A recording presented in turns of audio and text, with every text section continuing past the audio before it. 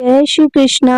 नमस्कार दोस्तों, मेरे YouTube चैनल धर्म ज्ञान विद विशाखा पर आपका स्वागत है। हर व्यक्ति चाहता है कि उसके घर में सुख शांति, बरकत और समृद्धि बनी रहे।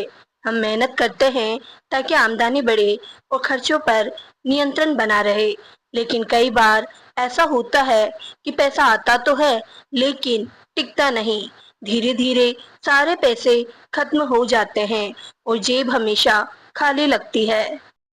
तब लोग सोचते हैं कि किस्मत साथ नहीं दे रही या फिर किसी की बुरी नजर लग गई है।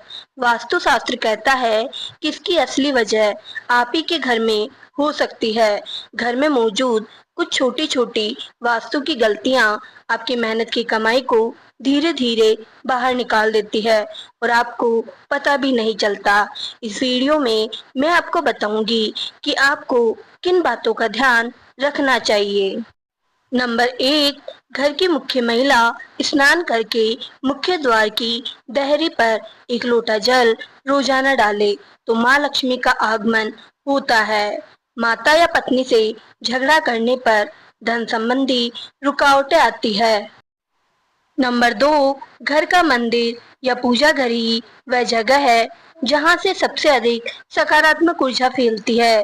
रोज सुबह शाम वहाँ घी का दीपक जलाएं और अगरबत्ती या धूप बत्ती का प्रयोग करें। इससे घर में शांति, सुख और समृद्धि बनी रहती है। आप चाहे तो मंदिर में ताजे फूल भी चढ़ा सकते हैं। इससे माहौल और भी पवित्र और सुगंधित बनता है। नंबर 3, दोस्तों, हर माह की प्रत्येक अमावस्या को घर में पड़ा बेकार सामान बेच दे या फिर घर से बाहर निकाल दे। ऐसा करने से घर में सुख शांति बनी रहती है और व्यक्ति आर्थिक रूप से सक्षम होता है। अमावस्या के दिन नई वस्तुएं या कपड़े खरीदने से बचना चाहिए। नंबर 4, शाम के समय घर में अगर कोई मेहमान या सुहागिन स्त्री आती है तो उसका सम्मान करके आवभगत करें। ऐसा करने से घर में माँ लक्ष्मी का आगमन होता है। नंबर 5, भूलकर भी घर के आग्नेय कोण में पानी का पात्र नहीं रखें। ऐसा होने से घर में अनावश्यक खर्चे बढ़ते हैं। अगर गलती से रख दिया है तो उस दोष को कम करने के लिए उस स्थान के ऊपर एक लाल बल्ब 24 घंटे जला रहने दें। नंबर 6, घर के वास्तु दोष को दूर करने के लिए रोजाना इन नियमों का पालन करें। घर के पूजा घर में रोजाना दीपक जलाएं। जब भी खाना बनाएं, पहली रोटी गाय को और अंतिम रोटी कुत्ते को दें। ऐसा करने से भाग्य के दरवाजे खुल जाते हैं। नंबर 7, पीपल में माता लक्ष्मी का वास माना जाता है। रोजाना पीपल में जल चढ़ाने से माँ लक्ष्मी प्रसन्न होती है। नंबर 8, दोस्तों, कभी भी घर में 2 बार झाड़ू पोंछा नहीं करना चाहिए। एक बार झाड़ू पोंछा करने से नकारात्मक ऊर्जा समाप्त होती है और 2 बार करने से सकारात्मक ऊर्जा समाप्त होती है और देवी देवताओं का पलायन हो जाता है।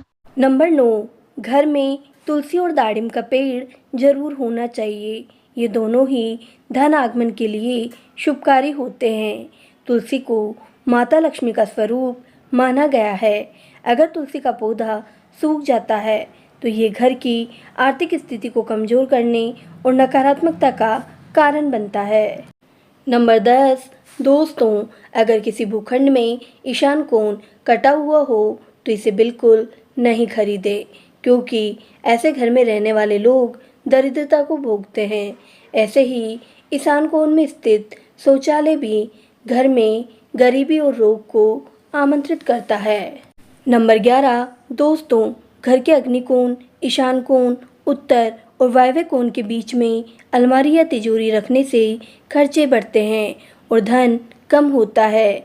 दक्षिण दिशा में उत्तरमुखी अलमारी या उत्तर दिशा में पूर्वाभिमुख तिजोरी रखने से धन संपदा निरंतर बढ़ती रहती है।